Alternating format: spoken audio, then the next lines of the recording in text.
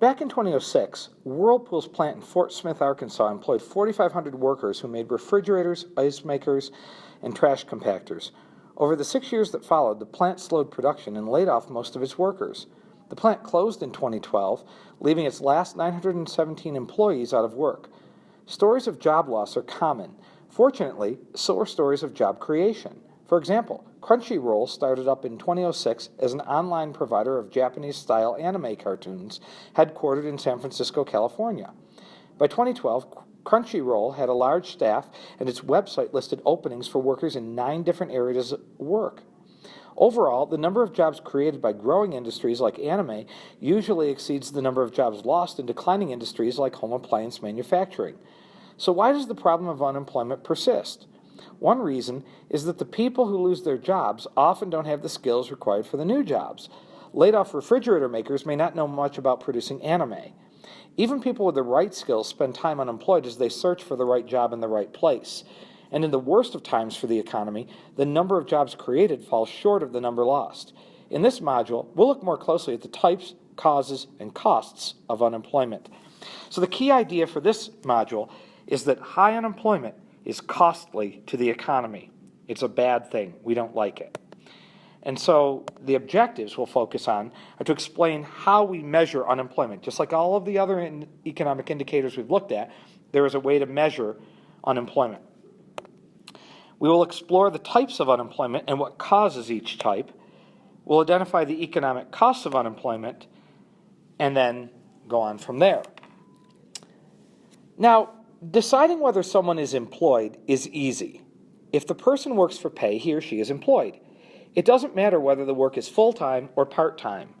So total employment in an economy is the total number of employed workers. The definition of unemployment is not so obvious. Many people without jobs are not considered unemployed. If you have grandparents who are retired or younger siblings who are too young to work, they are not among the unemployed. That label is reserved for people who are 16 or older and actively looking for work, but not actually working. So, total unemployment in an economy is the number of these job seekers. If we add together the total number of employed and unemployed workers, we get the labor force. Now, the graph that you see in front of you provides a breakdown of the U.S. civilian, meaning non-military, non-institutional, meaning they're not in a prison, mental hospital, or nursing home, population age 16 and over for December 2011. At that time, 64% of that population of 240 million people participated in the labor force, the remainder being retired, discouraged, or for other reasons unable or unwilling to work. Of the 154 million workers in the labor force, 13.1 million were unemployed. 13.1. And that's about 8.5% of the labor force and about 5.4% of that entire population. So how does the government know whether people are unemployed? They ask them. Since 1940, the federal government has conducted monthly surveys to estimate how many Americans are employed and unemployed. Government workers actually contact 60,000 households every single month across the country, and they ask them whether they are employed or unemployed and looking for work. They then use this data to summarize the current employment situation in the United States, and they announce that unemployment rate on the first Friday of every month.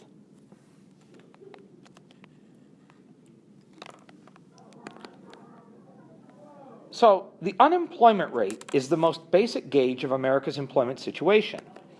The unemployment rate is the percentage of the labor force without a paid job. Now, how do we calculate the unemployment rate? Well, let's skip over for a second to the next slide.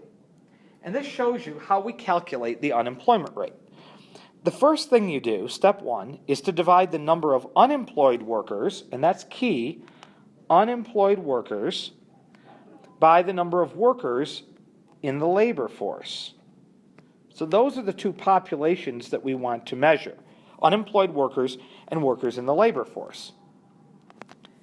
Then, step 2 is to obtain the rate as a percentage and multiply by 100.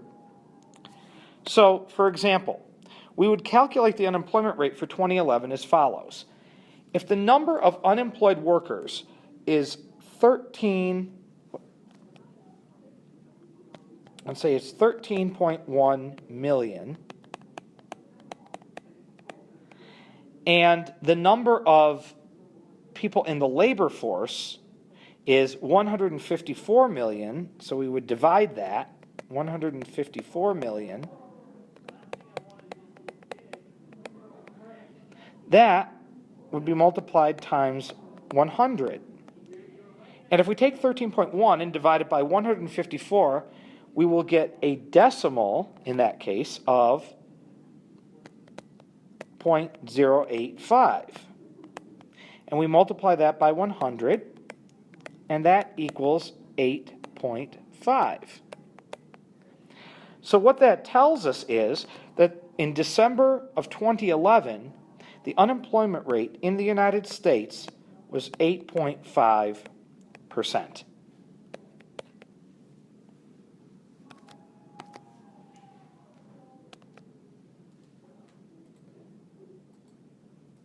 So let's go back to the previous slide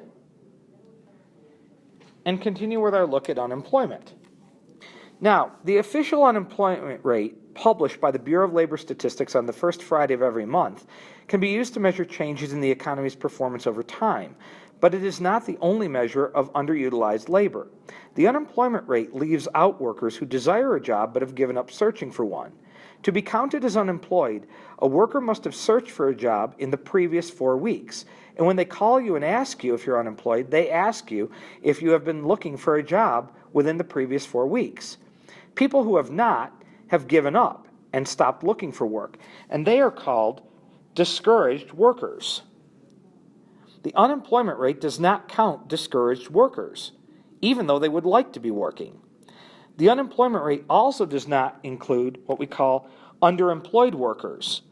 These are workers who would like to work more hours or prefer to have a job that better matches their skills. Maybe they're an accountant, but they're working, serving food at McDonald's. So they're considered underemployed. Or maybe you want to work 40 hours a week and you're only working 20 hours a week. You're underemployed. Another complication is that some workers hide their employment from government surveyors in an effort to avoid paying taxes. Those members of the underground economy who claim to be looking for work are counted among the unemployed. Those who don't claim to be looking are counted as not being in the labor force. Both types of hidden employment cause the official unemployment rate to be overstated.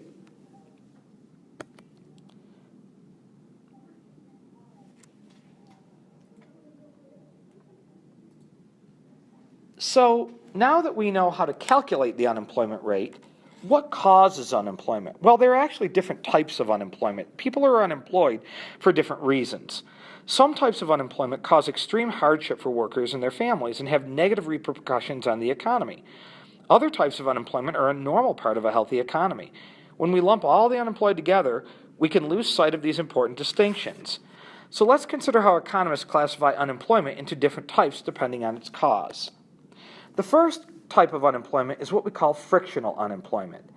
This is short-term unemployment that occurs while workers search for the jobs best suited for their skills and interests. The frictionally unemployed include people who have left one job to search for another, perhaps to earn a higher wage or to find a better place to live. Also included are new labor force entrants, such as students graduating high school or college, and re-entrants, such as a parent who left the labor force to raise a child and now wants to work again. These workers may not want to take the first job that comes along, and so they remain unemployed while they are searching. Frictional unemployment is a necessary, even healthy type of short-term unemployment. It is a sign that people are spending some time looking for the right job, and that employers are finding some time looking for the right workers. The result is a better match between the skills of a particular worker and the skills needed for a particular job. So with frictional unemployment, there is a job out there for the worker, and that job is searching for that worker, so it exists. So it's not a bad type of unemployment. It just takes a while for them to find it. The second type of unemployment is called seasonal unemployment, which occurs when workers lose their jobs due to seasonal changes, from summer to winter. During the winter season, for example, job loss is common in the construction industry, landscaping, crop agriculture, and beach resorts, or amusement parks. Once the winter is over, many workers are rehired to fill these jobs again during the summer. Because seasonal unemployment is predictable and lasts for only a few months, it's not usually considered a bad thing or a serious problem. In some industries, such as construction, workers are paid extra while on the job to compensate for the predictable unemployment they will suffer in the off-season. Now, because the unemployment rate changes predictably in different months due to special seasonal factors, government economists seasonally adjust the official unemployment rate before they report it. That is, they remove the typical and predictable changes in unemployment from each month's unemployment numbers. This helps avoid mistakes in the interpretation of labor market conditions. For example, every June, many high school students like you begin looking for summer jobs. While you are looking, you are frictionally unemployed. If the government just reported actual unemployment in June, it would look like joblessness gets worse among typical workers every June. By removing the normal rise in unemployment from its June report, the government tries to provide a number that more accurately reflects changing conditions for U.S. workers. The next type of unemployment is called structural unemployment, which arises from a mismatch between job seekers and the types of jobs available. One cause of structural unemployment is a mismatch of skills. For example, suppose firms in a particular city have 500 job openings and 500 people there are looking for jobs. At first, this doesn't sound like a problem. But suppose the available jobs are for accountants, physician assistants, and other professionals with advanced degrees, while the 500 unemployed workers are not qualified for these jobs. The unemployed will remain jobless for some time, say until they either acquire the skills needed for the available jobs, or else they move to another place with jobs for which they are qualified. In the meantime, they will be structurally unemployed. Skill mismatches become more serious during periods when technology or patterns of consumer spending change rapidly. For example, in the early 2000s, the ability to download music from the internet destroyed the jobs of many sales clerks in stores that sold CDs. It also created new jobs at Apple and other companies for web page designers, software engineers, and designers of digital music players. But music store clerks lacked the skills to perform most of these new high-tech jobs, so they couldn't fill them. Most recently, a large skill mismatch developed in 2008 and 2009 due to changes in consumer spending. An oversupply of housing and uncertainty about future housing prices made people hesitant to buy new homes, and the construction of new homes plummeted. Hundreds of thousands of construction workers lost their jobs. These construction workers did not have the skills needed for jobs in expanding sectors such as healthcare or education. Structural unemployment can also be caused by a geographical mismatch between workers and jobs. This occurs when the available jobs are far away from those who would like them. For example, in 2008 and 2009, when car factories were slowing production and laying off workers in the Detroit area, solar cell factories in California and Massachusetts were hiring. Although unemployed automobile workers may have the skills for solar cell manufacturing, they may not want to uproot their families to move far away. For this reason, they may remain unemployed for a long time. The types of unemployment that we've looked at so far are pretty normal, and we can't avoid them. They will always exist in one form or another, and so we can't get rid of them in the economy. But the really bad unemployment that we experienced during the Great Recession and during other recessions is what is called cyclical unemployment. And this is something we can reduce and want to reduce because we consider it a bad thing. Cyclical unemployment is joblessness caused by an economic contraction, which can become a recession. Recall that during a contraction, production, which is measured as real GDP, declines. As production falls, fewer workers are needed. The unemployment rate rises because many firms lay off workers. In other words, these people don't have jobs, not because they're looking for work and are choosing to be unemployed for a little while, but because they lost their jobs involuntarily and don't want to be unemployed. Unemployment rises further because firms cut back on hiring, making it harder for new labor force entrants such as recent high school and college graduates to find jobs.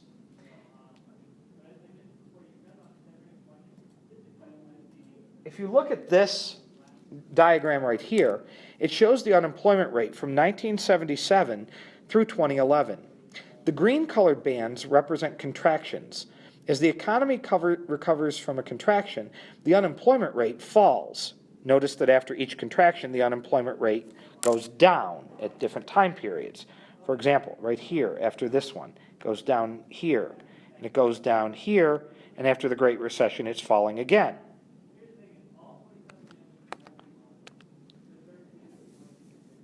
But it can remain high for some time even after the contraction is over. And that is what we call a jobless recovery. During a jobless recovery, output begins to rise, but the unemployment rate remains high. So why is that? Well, because businesses are often cautious about hiring new workers as a recovery begins. They're nervous about it because they're not sure if the recovery is going to hold. So they don't want to hire someone that they may have to lay off very quickly if the recovery doesn't last. Many firms will wait to expand their workforce until they are confident the economy has really improved. At first, they will increase the hours of their current workers, and only later will they begin to hire new workers. In this figure, you can see that the recovery from several contractions, including the most recent recession, including the most recent recession, was a jobless recovery. Even after the recession ended in June 2009, the unemployment rate continued to climb for several months right here, and it remained higher than normal through 2011.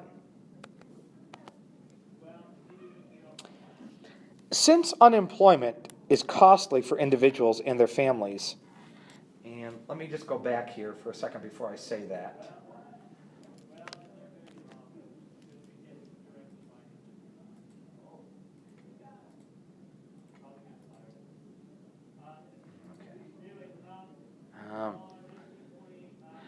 And we'll come back to this slide when I discuss the natural rate of unemployment. So let's just go ahead here. I apologize for that. Let's talk about full employment now. Since unemployment is costly for individuals and their families, wouldn't it be great if the unemployment rate was zero? Well, no, it wouldn't. A well-functioning economy will always have some unemployment. Even when the economy is doing well, people will spend some time searching for jobs, and they will be frictionally unemployed until they are hired. Some workers will still be seasonally unemployed in the off-season for their industries. And because technology and spending patterns are always changing, there will always be some structural unemployment for those whose skills are no longer in demand.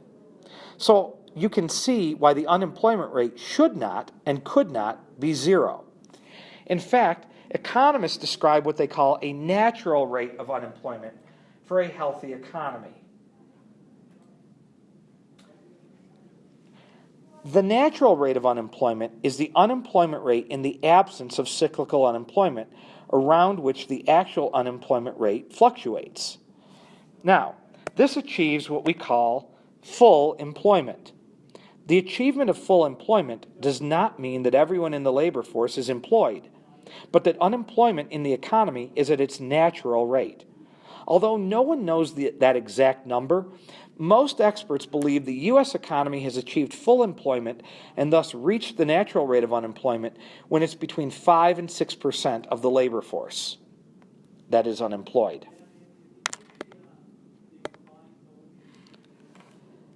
Between December 2007 and October 2009, total U.S. unemployment more than doubled, from 7.6 million to 15.4 million people. At the same time, the unemployment rate rose from 5 to 10%. Most of this rise in unemployment was cyclical, meaning that it was caused by the Great Recession. Job loss creates problems for the unemployed and their families. In addition to losing household income, many unemployed workers lose health insurance that had been provided by their employers. Families with no other wage earner are forced to use their savings for food, clothing, and shelter, which leaves them unprepared for unplanned expenditures on things such as health care, car repairs, or recovery from storm damage. Research has shown that family financial problems can also contribute to children having difficulty in school, family separation, and even crime. Unemployment is also costly, not only to households, but also to the national economy. Unemployment represents the underuse of an important resource, labor. When labor resources are not used efficiently, the total output of goods and services falls below the economy's potential. Unemployment also has a negative impact on the federal budget.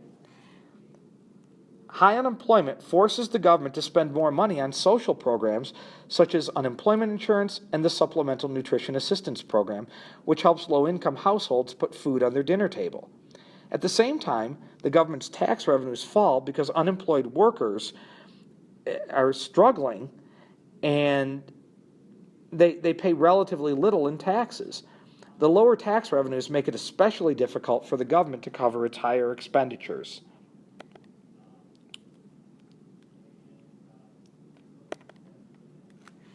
The burden of unemployment is not distributed equally among groups or locations within the country.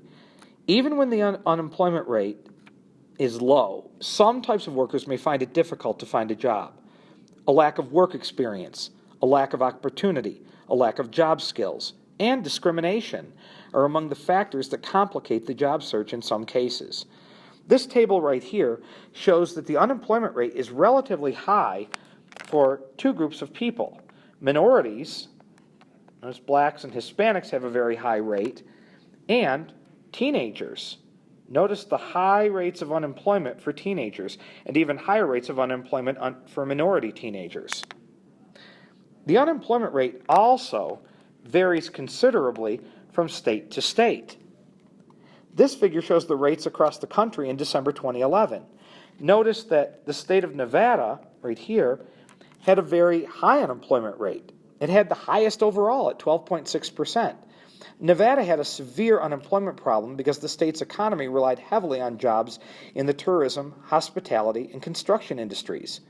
In the weak economy leading up to 2011, these industries were hit hard because vacations, gambling activities, and new home purchases are easy to put off during a recession.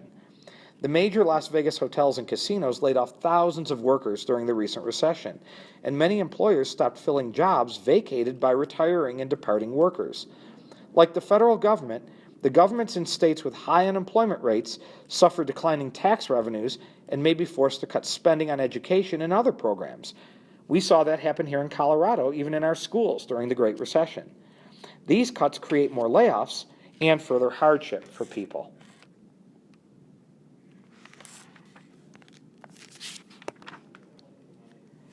Although unemployment rose dramatically during the recession of 2007 to 2009, U.S. unemployment rates over the past few decades have been relatively low compared to many advanced economies. This figure here shows the unemployment rates for the group of G7 countries: Canada, France, Germany, Italy, Japan, the United Kingdom, and the United States. The U.S. rates were among the lowest before the recession and then leaped up to be among the highest during and after the recession. Significant job creation in the U.S. economy drove America's success with employment in the 1990s. From 1989 to 2008, the number of employed workers jumped by about 29 million, an average increase of about 1.5 million employed workers each year. Job growth has consistently been more rapid in the United States than in other G7 countries. Many economists believe that inefficient or poorly designed regulations can make it harder for unemployed workers to find jobs. Labor market regulations include rules that affect the hiring and firing of workers, the terms and conditions of work, and the resolution of work-related disputes. Labor market regulations in the United States are less restrictive than those in most European countries. For example, in some European countries, it can be very difficult to lay off workers. While this provides security to those who already have jobs, it can make employers hesitant to hire in the first place.